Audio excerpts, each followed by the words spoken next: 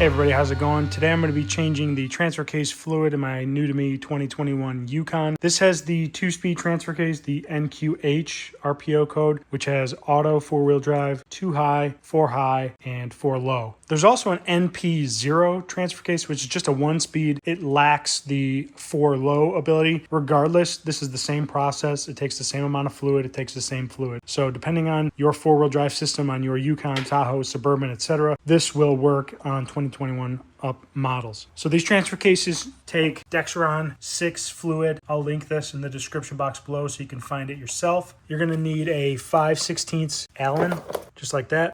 There is a fill plug and there is a drain plug, luckily. I'm not 100% sure if all years retained the drain plug. So you may have to siphon fluid out of the fill plug if you don't have a drain. So anyways, I'm going to go underneath now and drain the fluid. I've got my catch pan here to catch the fluid in. Be just about 2 quarts you're going to need. The capacity is 1.6 quarts. All right, so on the transfer case, there's these 2 plugs. This here is the fill plug, and this here is the drain plug. Always open the fill plug first to make sure you can actually get fluid back in. We're gonna start with that one.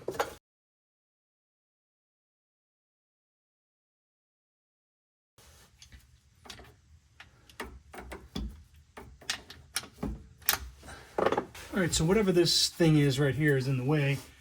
I had to get a little creative with my Allen, but I've got a little 8mm that fits over that, and I can loosen the plug.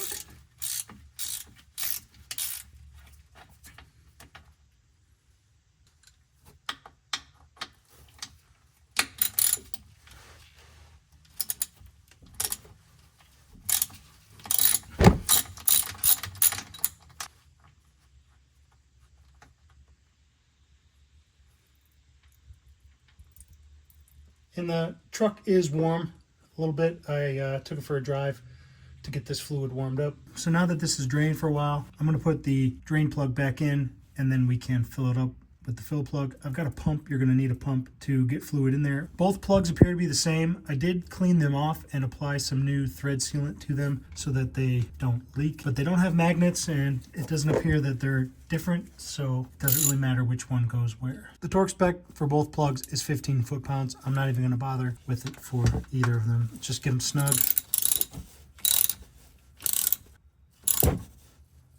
And that should be good. Now I'm going to get my pump situated so that we can fill up that transfer case. For reference, this is the fluid pump I used. It is a manual pump, so you fill it with the desired amount of fluid, and then you pump it, build pressure inside the tank, and then you disperse it through this nozzle using one of these adapters that fits your application.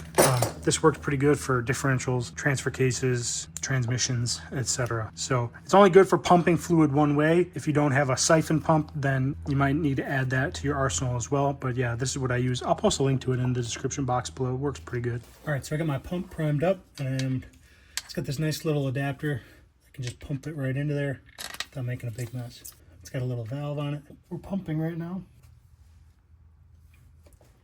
And there we are, just starting to pour out, so I'm going to stop filling. I'll let that drip for a while until it's just a little tiny trickle drop, but that's full.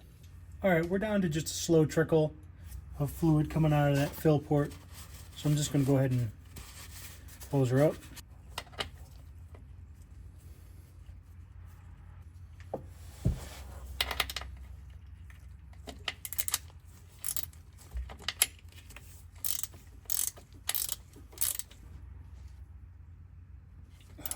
Go ahead and call that good.